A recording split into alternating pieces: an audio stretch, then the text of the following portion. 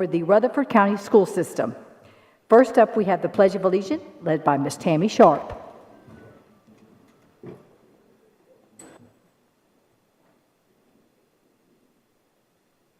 Allegiance to the flag of the United States of America and to the republic for which it stands, one nation, under God, indivisible, with liberty and justice for all.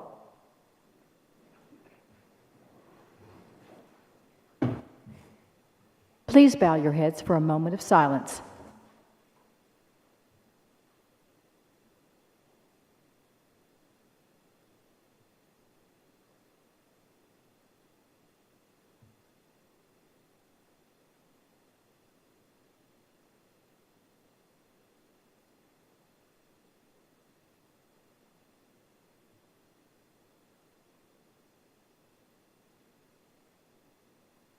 Thank you.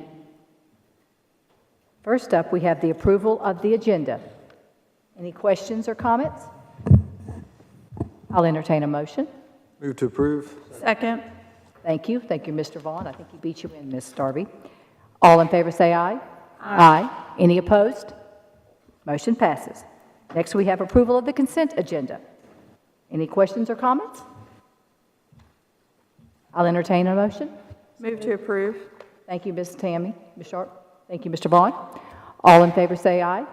Aye. Any opposed? Motion passes.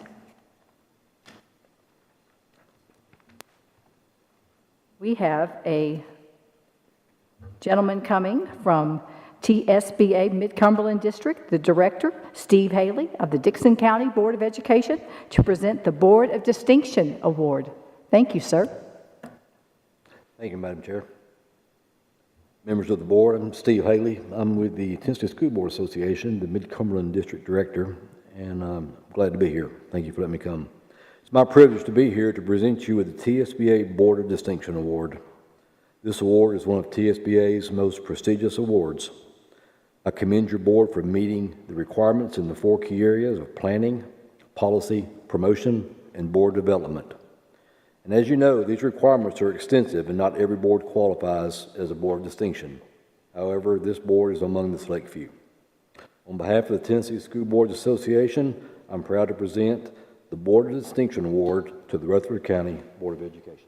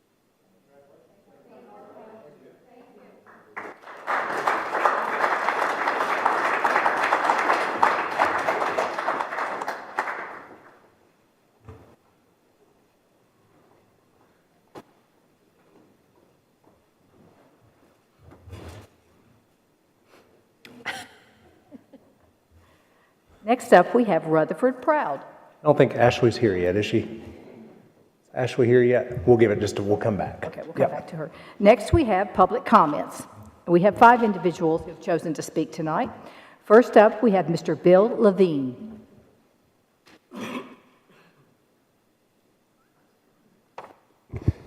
Yes, thank you, board members, for allowing me an opportunity to speak tonight.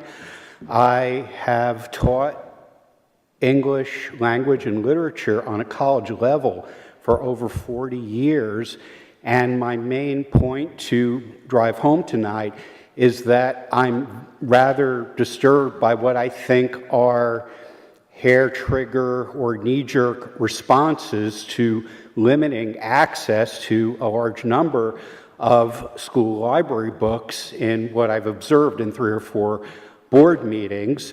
I'm very pleased that the board several weeks ago gave due acknowledgement to the agricultural groups in our school district, and I hope I live long enough to see the day when intellectual achievements gain the same amount of attention and prominence in being recognized as athletic achievements, but that day may never come. In any case, I want to say that sometimes studying the humanities is put in second or third place, the STEM subjects, but really if you think about what teaching of English is supposed to entail, it would be not just reading and writing skills, but basic empathy, understanding of other cultures, bring people out of their silo and approaching differences, and knowing how to navigate controversial matters as well. So I see the teaching of English, even starting, say, in the 3rd year of high school, as leading students, if it's properly taught, in a path towards greater intellectual and emotional maturity. Now, I know there will always be Beavis and Butthead type students who laugh at Shakespeare's dirty puns. It's a difficult path, but I think keeping these books in school libraries among a caring and highly professional staff is the best way of assuring that kind of navigation towards mature approaches to these subjects that seem to be so sensitive to our board, and allowing students to be better prepared for college so that they can open up to a larger world than where they have come from. So I will say what's keeping me in this business for over 4 decades is that I think a large mass of students have a natural instinct for seeing when the adult community is not being honest with them, when they're being infantilized, condescended to, when their voices and curiosity is suppressed. And we know a certain number of those students will go underground and find these books anyway. But I think that the students who are allowed to explore their areas of curiosity under proper guidance, and I certainly believe that exposure to work should be age appropriate. Thank you. Thank you, sir.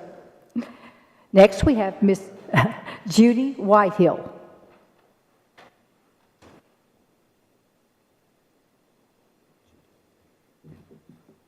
My name is Judy Whitehill.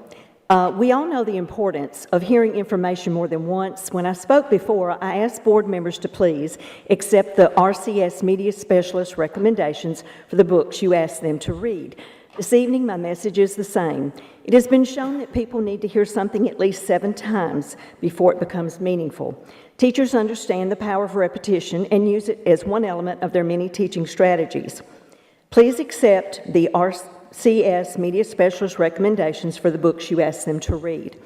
Everyone has a preferred learning style, and since many learners prefer visual aids, I made a sign that says, please accept the RCS Media Specialist recommendations for the books you asked them to read.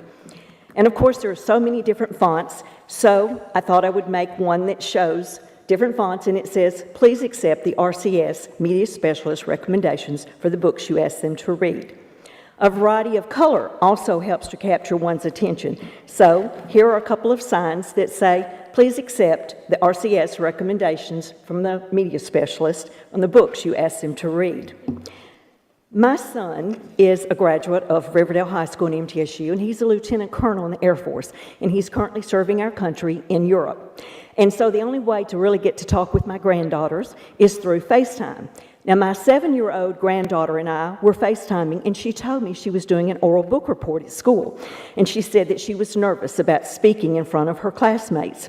I assured her she would be fine if she read and understood the book, and told her that she was simply sharing what she had read with her classmates. I even said that hearing her book report might make some of them want to read that book. And I mentioned to her that I would be speaking to a group this week, and she wanted to know what I would be talking about. I explained that some folks wanted to remove certain books from the library because they didn't like things about the books and didn't want their children to be able to check out those books. She immediately said, "Mimi, I don't understand. Why don't those parents just tell their kids not to check out those books? It isn't fair to take books away from everyone." There seems to be a lot of wisdom in that approach.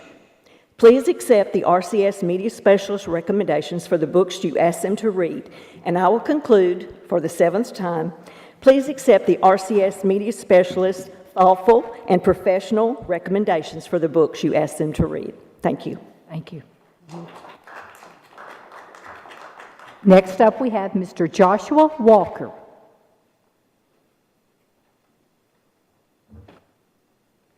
Good evening.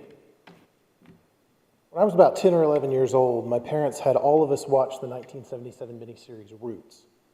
For anyone not familiar with Roots, it's the fictionalized story of a family's journey through slavery and Jim Crow. It has scenes of violence, murder, torture, and rape.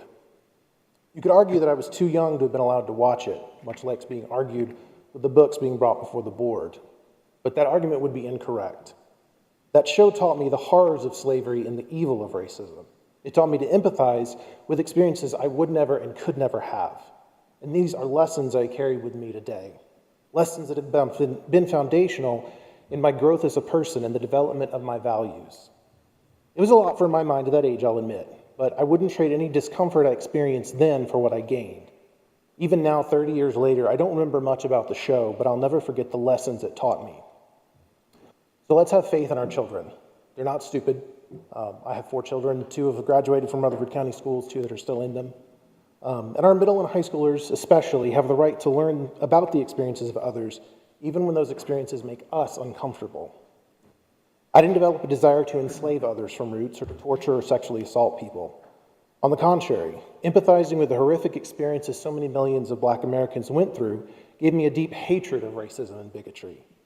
There are later life lessons I wouldn't have learned had it not been for those early ones.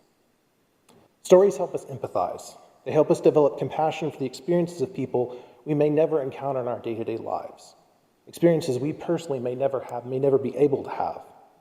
Stories teach us lessons and help us become better people. They help us see the world through other people's eyes.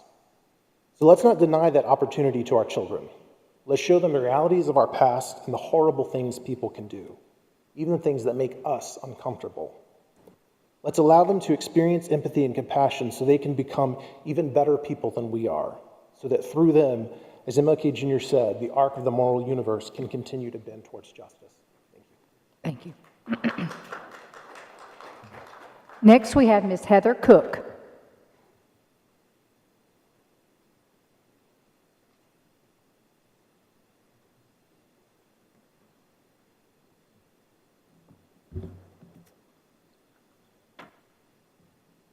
Hello. Thank you all for allowing me again to share what I have on my heart with you and with everyone watching and listening. And thank you for all the positive things that you've done and are continuing to do to enrich the lives of the children in the Rutherford County school system in preparation for their future. In this exponentially ever-changing world, only God knows what that future will hold.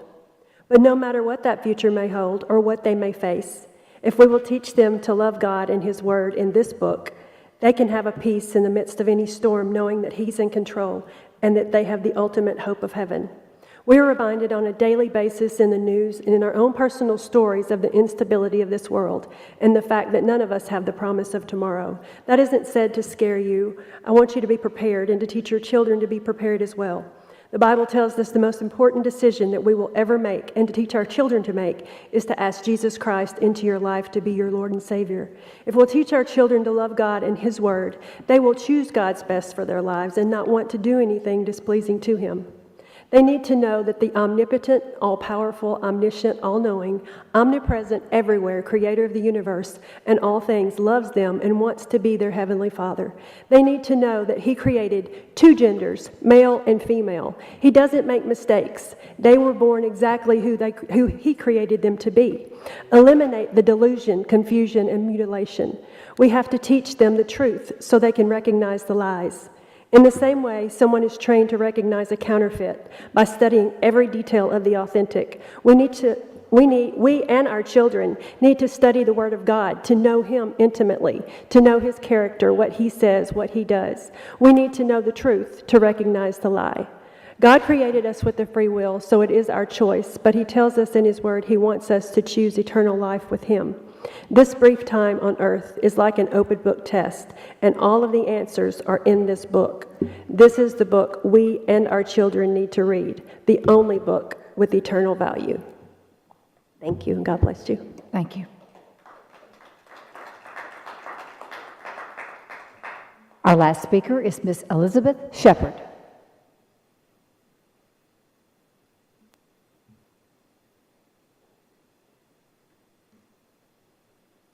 Thank you for the opportunity to speak to you tonight. I'm here as a Blackman High School parent and also a school librarian.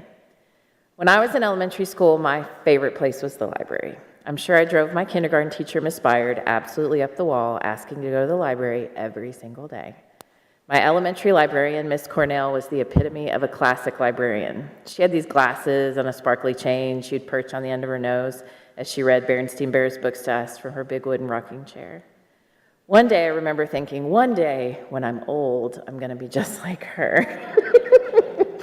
What I didn't imagine all those years ago was that I'd be here, speaking in front of you as I often do, or that yesterday I'd travel to Nashville for Library Legislative Day to sit down with senators and congressmen and advocate for libraries and librarians and books. My 5-year-old self didn't have a clue the fight that was in her future. My 40-something-year-old self often wonders why we're even fighting to begin with. See, to me, it seems obvious why books are essential, why libraries staffed by certified librarians should be the heart of every school, why students should be exposed to a variety of ideas and perspectives. It's what the fresh-faced 5-year-olds that I teach right now need to help them grow to be the best human beings that they can be. This week is Read Across America Week, and I've been sharing books with my students that represent what our country is supposed to be all about. According to the preamble to the Constitution, we, the people, are called to be just, peaceful, good, and free. I want my students to know what those words mean and what that looks like in America, because I'm thankful for the justice and the peace and the goodness and the freedom that comes from living here, and I want them to feel that as well, all of them, regardless of where they come from or what they look like or what language they speak. After my visit to the Capitol yesterday, I was made aware of an unfortunate legislative update. How does it feel to know that your rescinded ESL resolution from just a few weeks ago was quoted not once, but twice during a presentation in favor of a bill to deny education to undocumented students? The Senate Education Committee used your words to defend denying children the right to an education, and they worked. The bill passed out of committee with a vote of 5-4. I found myself angry, frustrated, and frankly embarrassed for our school system to be associated with such a hateful and discriminatory bill. Students right here in Rutherford County represent over 100 different countries of origin. To insinuate that even a single one of them might not be good enough to have the opportunity to education is reprehensible. Your words matter. They are lasting and meaningful and make a difference, but this time they weren't used for good. Do better. Our students deserve it.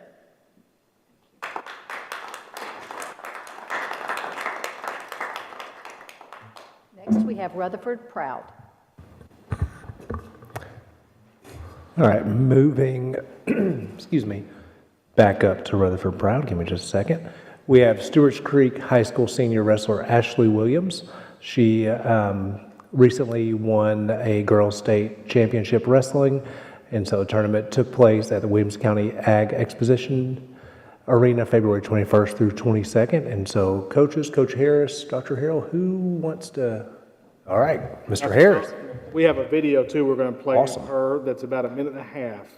You're going to see her great personality in this video. She looks terrified.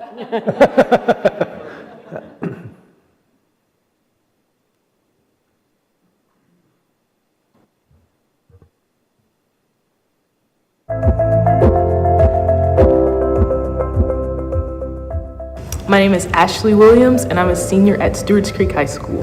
I was walking down the hall one day, and I looked up on the wall, and there was a poster, and it was like, girls wrestling interest meeting, free pizza, and I went for the pizza. I didn't have anything else to do, so I went, I sat down, the previous coach, he was talking, I was like, I might as well try it, and then I went to one of the open mats, and I was like, I kind of like it. But I originally went just for the pizza. Ashley's a great young lady. I guess that's probably more what I'm proud about than the state championship. She worked extremely hard to get where she is. Always saw the potential. You know, she's the first Stewart's Creek state champion, girls or guys. And just being out there that night, it was amazing, exciting, just really happy for her. And Ashley just brings such a joy to the sport, and she's so methodical about everything and always is asking how to get better and what can she do, and will want to work through things over and over. It's just been fun to watch her grow, not only as a wrestler but as a young adult. Even though it is like a very male-dominated sport and it's becoming a more girl-dominated sport, to always try new things, put yourself out there. If you're a girl and you're interested in wrestling, don't worry about what other people say, no matter how much they might put you down, being like, oh, you won't be able to handle it, oh, this is for the guys, this and this. You can do it, trust me. Anybody can do it, because who would have thought that I would have done it? Anybody can do it.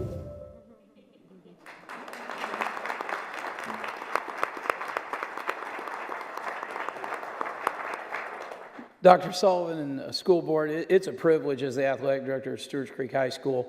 All of our athletes, but today we're going to honor an exceptional one in so many different ways. But before we do that, I want to introduce you our two coaches. And so if Coach Meckes and Coach Thomas would come up here and join me. Coach Meckes is a Stewart's Creek High School grad who wrestled at Stewart's Creek and is now was in the Army for several years, and he is in one of the Rutherford County teacher training programs. He's in CTE, teaches culinary arts, and Coach Thomas is our math department chair. And so I'm going to turn this over to them. They're going to have the privilege of introducing y'all to Ashley Williams.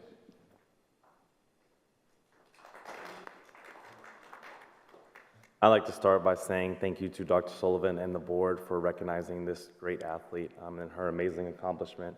She is not only Stewart's Creek's first ever state champ for either guys or girls, but she is also the Rutherford County first ever state champ for girls. This could not have been done without her hard work that she puts in each and every day, not only on the mat, but also outside of the mat. She is the sergeant major for Rutherford County for the JROTC program, and she also leads in her place of work in Chick-fil-A. And in addition to that, she is a leader inside the wrestling room, and I could not be more proud of her accomplishment and to have her as a part of this team.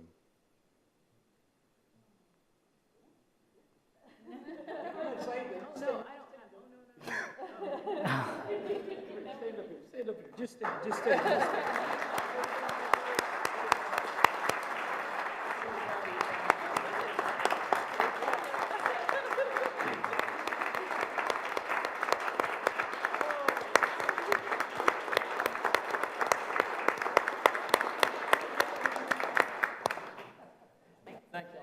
Very proud of you.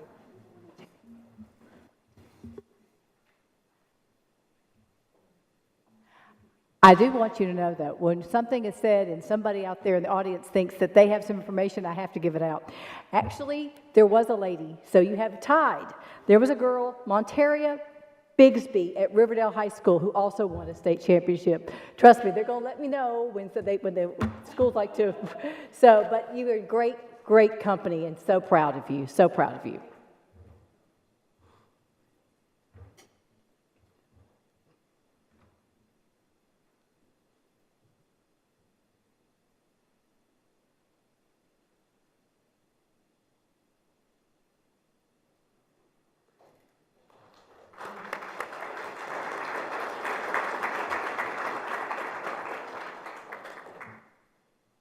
Next, we have financial matters.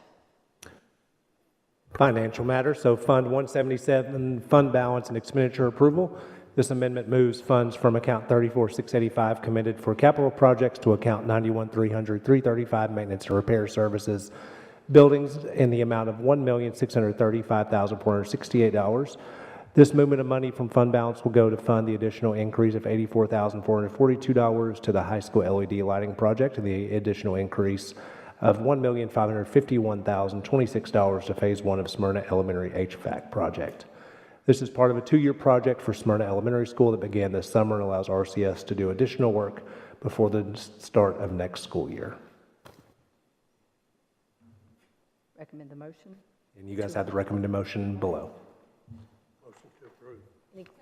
Okay, thank you, Mr. Vaughn. Thank you, Ms. Rosales. All in favor say aye. Aye. Any opposed? Next, we have Human Resources. Number 1. Advantage XPO renewal agreement. Rutherford County Schools currently contracts with Advantage XPO for substitute teacher services. Advantage XPO will maintain their current contract and the bill rate will increase by 28 cents per substitute daily obtained. This increase is due to an increase in the SmartFind software profile rates. And you have the recommended motion to approve the renewal. Any questions, comments? Move to approve. Thank you, Ms. Second. Rosales. Thank you, Ms. Was it Sharp or Darby? Okay, Ms. Sharp. All in favor say aye. Aye. Any opposed? Motion passes. Number 2. Contract renewal with MTSU Athletic Training Education Program to place graduate students at Rutherford County Schools with Rutherford County Schools athletic trainers to gain clinical experience. And the recommended motion is to approve as presented. Any comments, questions? I'll entertain a motion. Motion to approve. Thank you, Mr. Bond. Second. Thank you, Ms. Darby. All in favor say aye. Aye. Any opposed? Motion passes. Next, we have number 3, legal. So we have tab 4, and this just completes our annual policy review. We do have a upcoming policy meeting in April. This is just our annual policy review of section 2. Okay. Next, we have number 12, engineering and construction. We have several. First, we have Laverne High School CTE barn request. The CTE department's requesting to purchase and place a 10 by 16 foot portable barn building for use by the CTE programs. The cost for this structure will not exceed $10,000, will be funded through the CTE department. Engineering Construction has reviewed the request and has no objections. You have a recommended motion to approve the Laverne High School barn project as presented. I'll entertain a motion. Move to approve. Thank you, Ms. Second. Thank you, Ms. Darby. All in favor say aye. Aye. Any opposed? Motion passes. Number 2. This is a painting project. The school nutrition department has been reviewing options to upgrade the appearance of the cafeteria serving line at Cedar Grove Elementary. The cost for this project is $44,729.25 and will come from the fund balance of $143 and will not require additional funds. The engineering and construction department has reviewed the request and has no objection, and you have the recommended motion to approve. Thank you, Ms. Sharp. Thank you, Mr. Vaughn. All in favor say aye. Aye. Any opposed? Motion passes. All right, next we have Rockville High baseball and softball metal building request. Principal Steve Luker is requesting to allow the baseball softball team to build a 30 by 70 foot metal building for use as a batting facility for baseball and softball. The cost of the structure is $18,759 and will be funded by the joint booster clubs. This request is at no cost to the board. Engineering and Construction has reviewed the request and has no objection, and the recommended motion is to approve. I'll entertain a motion. Move to approve. Thank you, Ms. Darby. Thank you, Mr. Vaughn. All in favor say aye. Oh, I'm sorry, Mr. Vaughn. So, Just got a small question right here. Will this have to go through review with the city of Murfreesboro? It will not, but because because we are not in the city limits of Murfreesboro, it will have to go through to the county for their standard permit process. The county will handle it. Yes. It won't get caught up in the city. No, sir. Thank you. Because it's just the roadway that's in the city limits, not the actual. That is correct. It has been a practice because the sewer was furnished. That was the reason I was asking that question, but it's just good. That would not. Good. Thank you. who made the original motion? By Mr. Tindall. Okay. All in favor say aye. Aye. Any opposed? Motion passes. Next, we have number 4. Siegel Middle Baseball Field name request. Principal Kim Stoker is requesting to name the baseball field after former coach Mike Tobit. Coach Tobit was the first baseball coach at Siegel Middle and spent countless hours starting the program and getting it to where it is today. Engineering and Construction has reviewed the request and has no objection. Any questions? Well deserved. Thank you, Mr. Vaughn. Second. Thank you, Mr. Vaughn. All in favor say aye. Aye. Any opposed? Motion passes.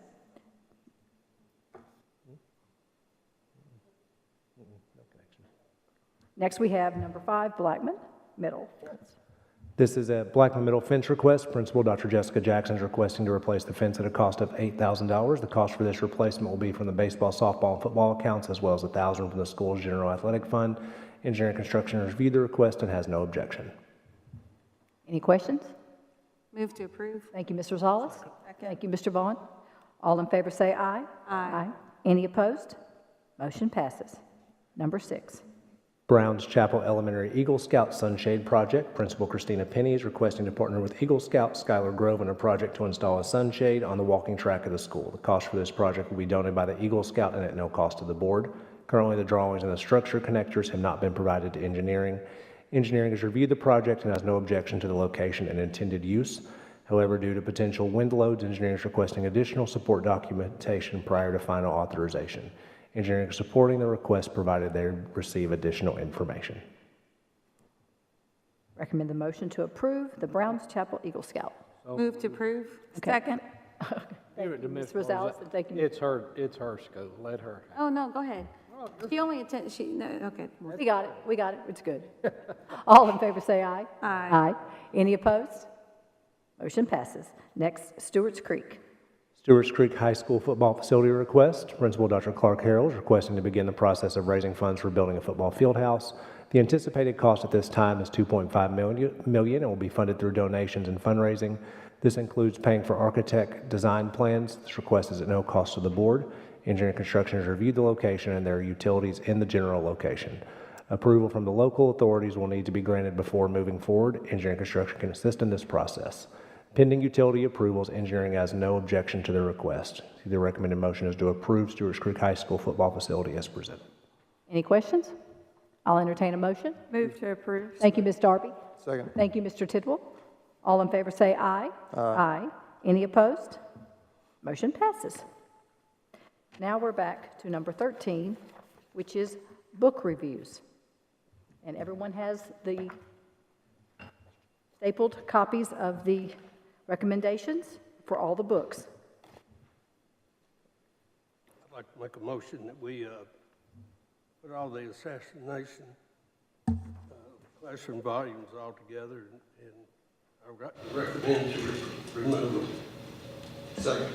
Okay. All in favor say aye. Aye. Any opposed? No. No, but motion passes.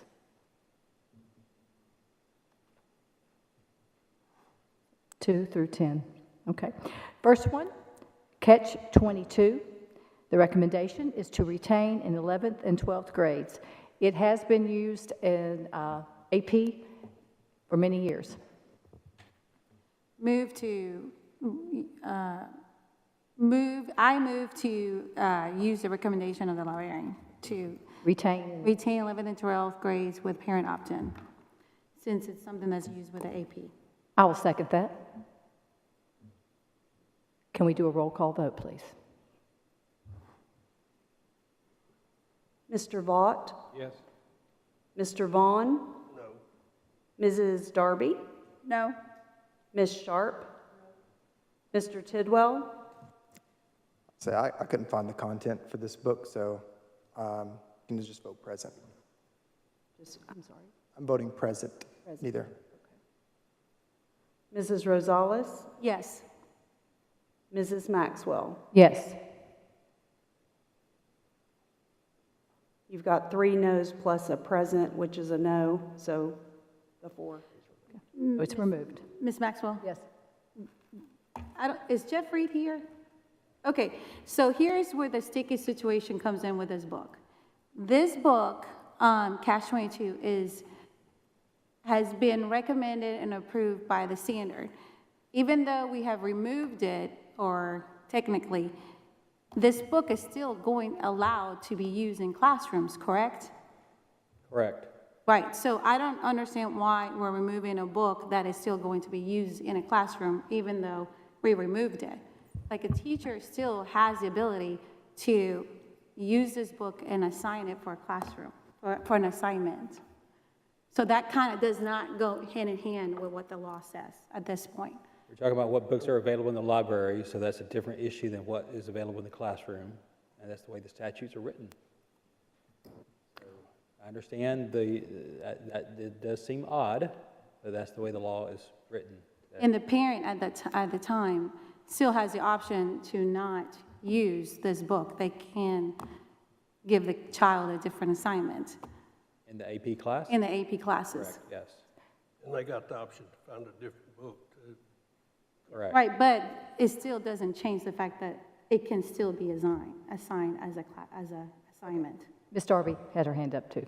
Dr. Sullivan, correct me if I'm wrong, but when we've spoken about the AP classes before, and I know we've had some parents have some challenges with some of those classes, is the general understanding not that it's a college level course, so sometimes it's outside of the typical AP would be different. That would be your dual enrollment. dual enrollment? Okay. Yep. Not the same. Any other questions? Can I ask for a bit of clarification as well? I just want to make sure I'm understanding correctly that books that are used on our AP exams and in the AP standards can be in our classrooms. Okay. Okay, since we've already voted, did we vote? Will it be possible to resend? I mean, they're still going to use this book. Even if we take the book out, it does not take the ability to remove the book. The teachers are still going to sign this book. It's better to have parental consent with 11th and 12th grade. At least there's some guidance there. Go ahead. By the board's vote, you voted to remove it from libraries and classroom libraries. If it is part of a textbook adoption, it can still be used. Right. So technically, it doesn't remove it. It'd be removed from a library and a teacher's classroom library. Right, but it still does not get removed in the sense that a teacher can still assign it as a classroom assignment. If it's part of a textbook. Right, exactly. Yes, Mr. Tidwell. Oh, no, I was pointing. Okay, sorry. No. Okay, any more questions? Okay. Well, then, since we've already taken away the assassination classroom, let's go to perfect chemistry. And the recommendation is to retain in high school. And I don't believe it didn't have any obscenity or anything. I would entertain a motion.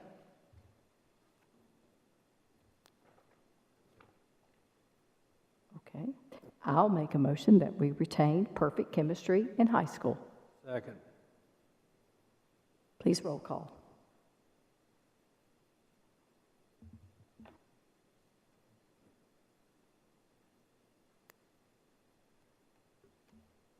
All right. Ms. Sharp? Mr. Vaught? Yes. Mrs. Rosales? Yes. Mr. Vaughn? No. Mr. Tidwell? No. Mrs. Darby? No. Mrs. Maxwell? Yes. Remove. Next, we have water for elephants, and the recommendation was to remove. I'll make a motion to remove. Thank you, Mr. Tidwell. Thank you, Mr. Vaughn. Roll call.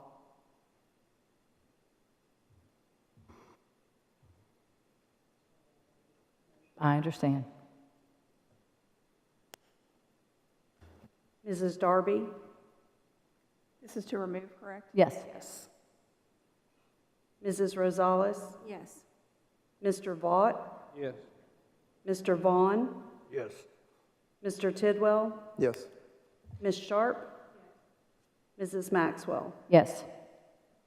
Unanimous to remove. Okay. That may be the first, right? First time we all. I actually think there's been a few that we've actually been unanimous on.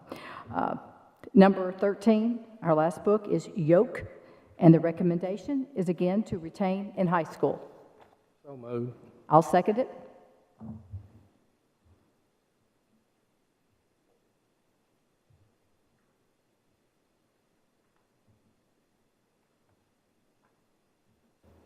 Mr. Vaught, Yes. Mr. Vaughn, No. Mrs. Darby, No. Ms. Sharp, Mr. Tidwell, No. Mrs. Rosales, Yes. Mrs. Maxwell. Yes. No, it's to remove. Okay. Okay. Number 14, we have the financial report. We had our financial report at the work session. If there weren't any other questions, we should have we have an initial TISA estimate from February that we can go over in the next couple weeks, and then our next one we should get towards the end of March that we'll go over in April. That'll help set kind of what our budget portion looks like. Okay.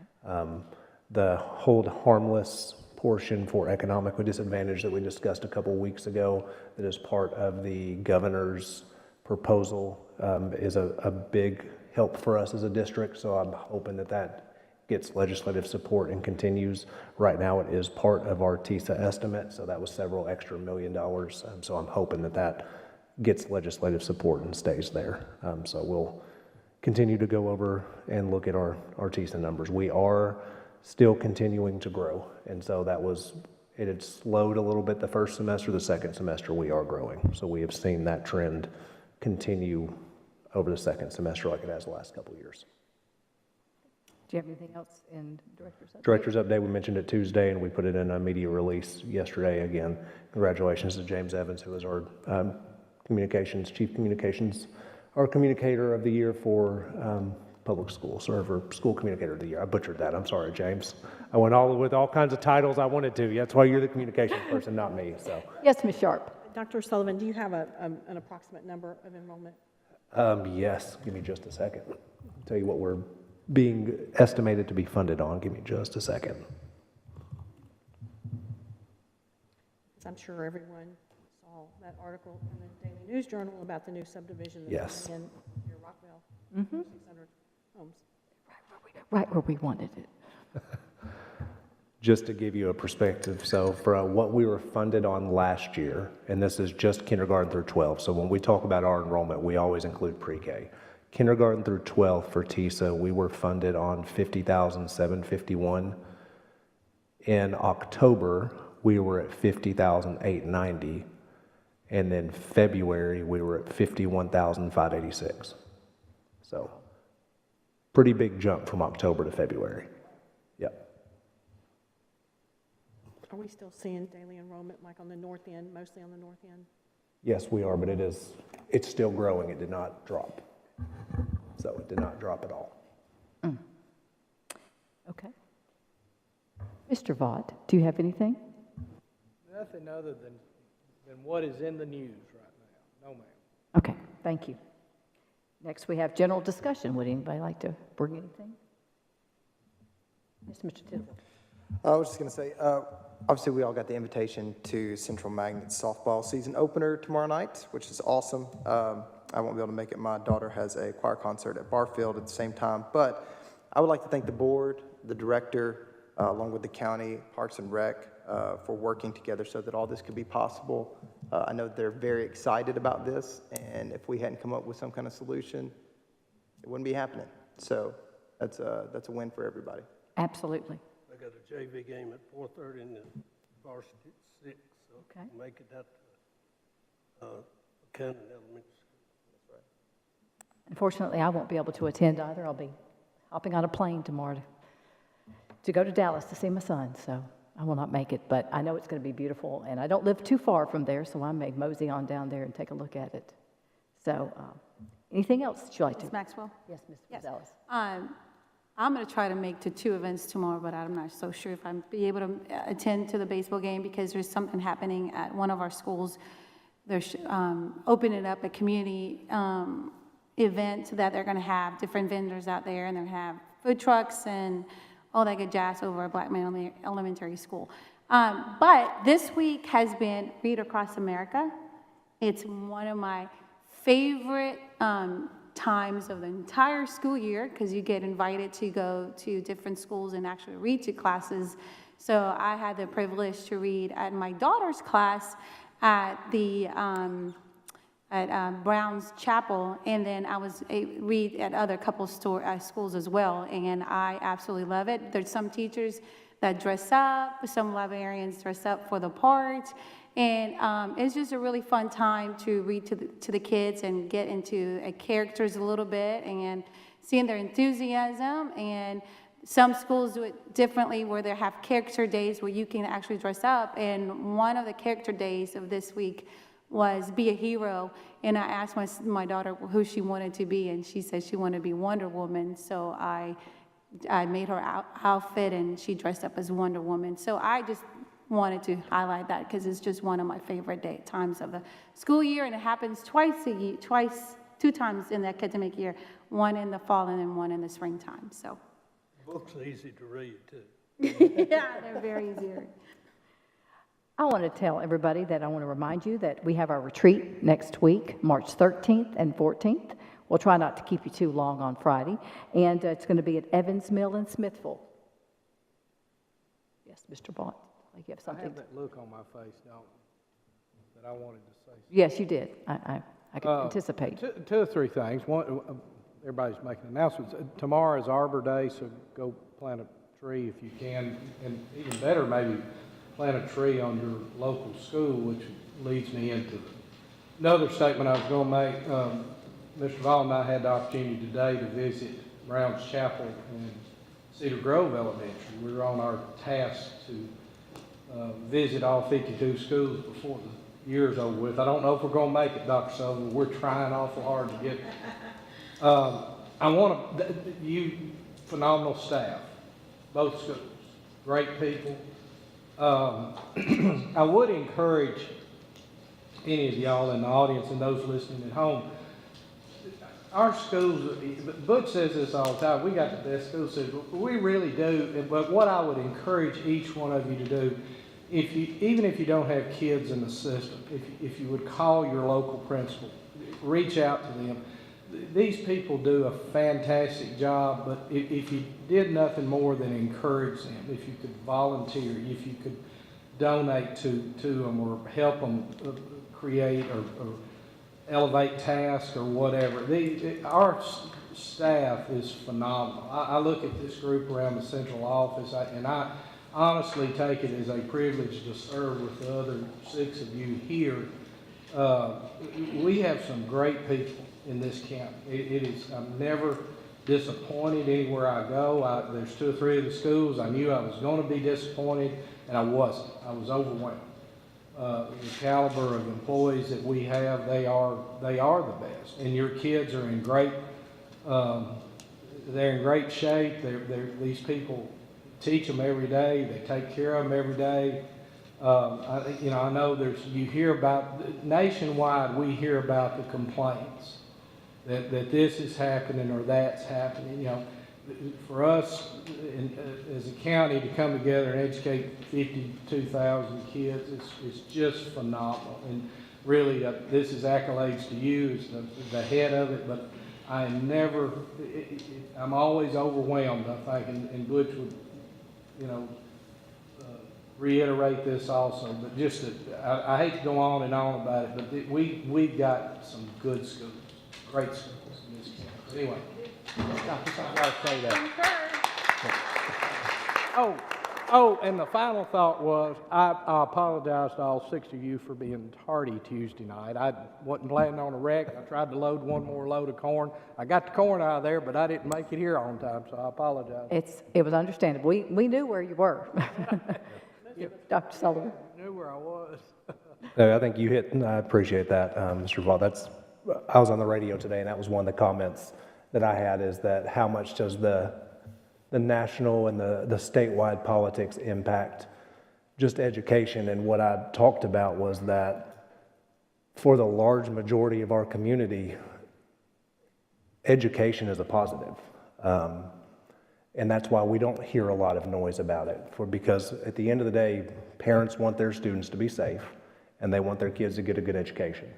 And if we as a school system are providing that, and we do, then that's what parents want.